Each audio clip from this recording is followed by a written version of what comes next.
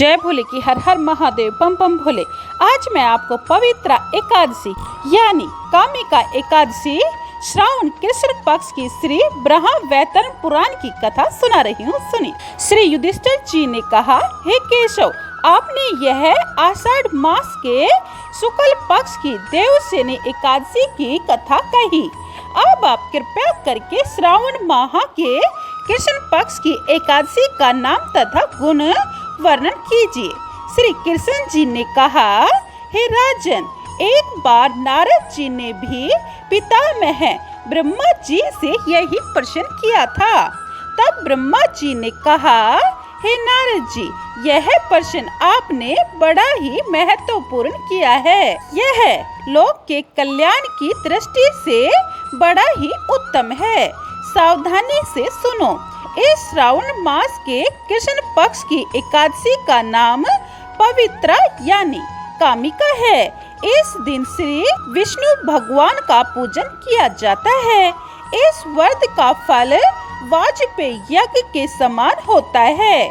जो मनुष्य शंख, चक्र, पद्म, गदाधारी भगवान विष्णु की पूजा धूप दीप आदि से करते हैं, उन्हें गंगा स्नान से भी अधिक फल मिलता है। सिंह की बृहस्पति में, गोदावरी में व्यतिपात और गंड की योग में स्नान करने से जो फल मिलता है, वही फल भगवान विष्णु की पूजा करने से प्राप्त होता है।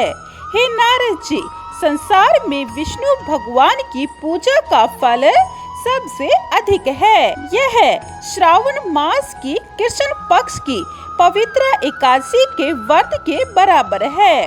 अतः जो मनुष्य विष्णु भगवान की पूजा न कर सके तो वे इस पवित्र एकादशी का व्रत करे तो वही फल प्राप्त होता है।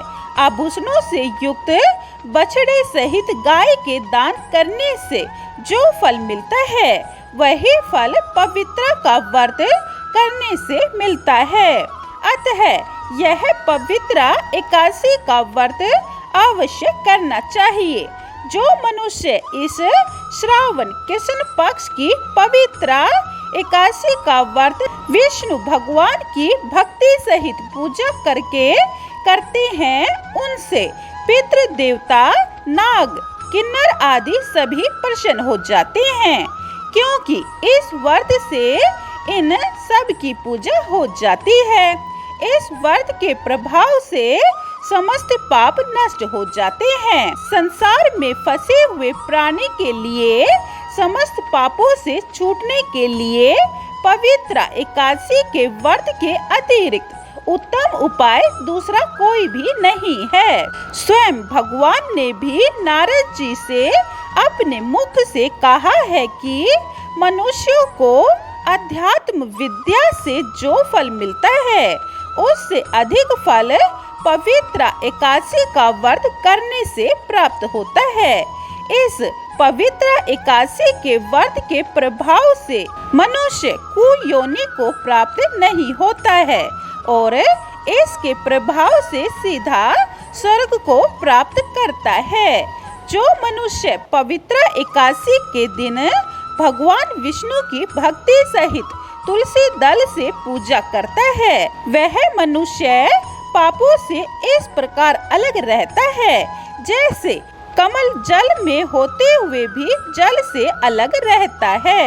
हे नारद जी, तुलसी दल से भगवान की पूजा करने का फल एक भार स्वर्ण और 4 भार चांदी के दान के फल के बराबर है।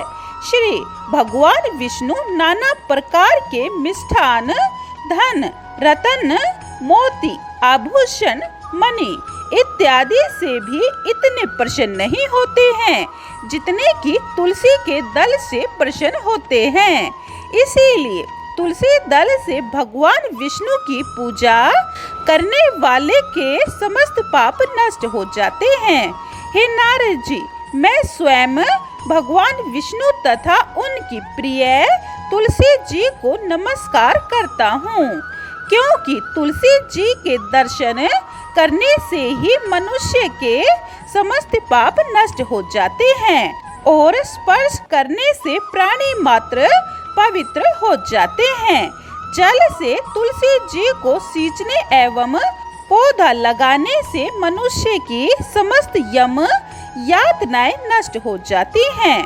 जो मनुष्य इस पवित्र एकादशी के दिन व्रत कर भगवान विष्णु की पूजा कर रात्रि को कथा कहते हुए कीर्तन जागरण करते हैं तथा दीपदान करते हैं, उनके पुण्यों को लिखने में चित्रगुप्त भी असमर्थ रहते हैं। और जो मनुष्य पवित्र एकादशी के दिन भगवान के सम्मुख दीपक जलाते हैं, उनके पितृगण स्वर्ग में सुधा पान करते हैं।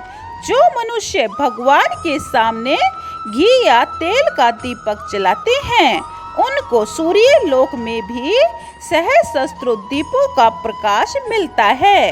इसीलिए प्रत्येक मनुष्य को पवित्र एकादशी का व्रत अवश्य करना चाहिए। बोलिए पवित्र एकादशी की जय हो, बोलो विष्णु भगवान की जय हो। इसीलिए यह व्रत सभी को करना चाहिए। जय भोले की हर हर महादेव, बम बम भोले।